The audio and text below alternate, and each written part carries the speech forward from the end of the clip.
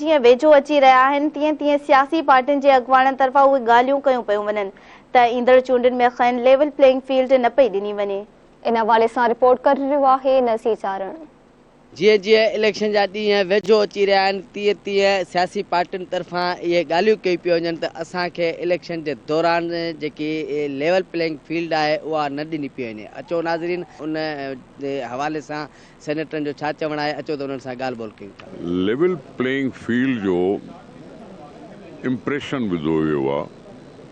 कंहिंखे वधीक लिफ्ट करणु ऐं घटि करणु। मसलन कि नवाज़ शरीफ़ जॾहिं वोटे थो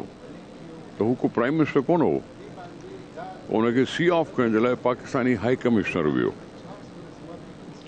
हिते आयो, कोर्ट में हाज़िरी जंहिं नमूने सां ॾिनी वई ऐं PTV टेलीविज़न ते जहिड़े नमूने सां कवरेज ॾिनी वई ऐं उते ॿियनि पार्टियुनि खे कवरेज न ॾिनी वेंदी आहे, इहे इम्प्रेशन क्रिएट था कनि त कंहिंखे प्रमोट थो कयो वञे, कंहिंखे नथो कयो वञे। वो तो देखें ना, अब सियासत में तो ये चीज़ें होती हैं ना, ये तो अब हर आदमी कोशिश करेगा कि मैं किसी तरीके से दूसरे को डिस्क्रेडिट करूं, तो ये तो दिस इज पॉलिटिक्स, दुनिया में हर जगह ये होता है। देखिए, ये तो होता ही है इलेक्शन से पहले, और जाहिर है अब ऐसा पोलराइज्ड माहौल है कि इलेक्शन कमीशन की ज़्यादा उन पर जिम्मेदारी आयद होती है कि इन शिकायत को जो है उनका ज़्यादा करो, पार्टीज़ पे जिम्मेदारी ज़्यादा आयद होती है कि वो अपने साथ ऐसे स्टिकर ना चिपकाएं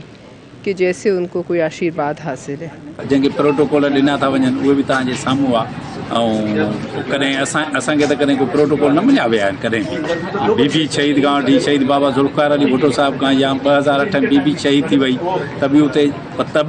असां पंहिंजो जमहूरियत लाइ हर ॻाल्हि लाइ असांजो कोर चेयरमैन अलाह साईं हुनखे वरी हयाती ॾियासीं वरी ज़रदारी साहिब खे, ऐं चेयरमैन असांजो बिलावल भुट्टो ज़रदारी साहिब। त मुंहिंजो ख़्यालु आहे असांजी पार्टी